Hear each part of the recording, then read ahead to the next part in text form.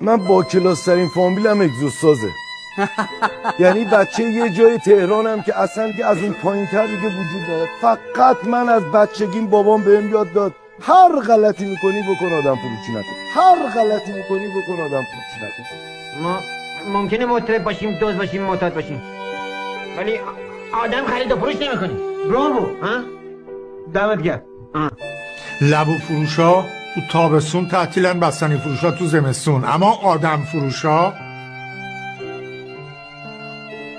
هر 12 ماه سال کارشونو میکنن، تعطیلی ندارن. من با کلاس فامیلم اگزوستازه.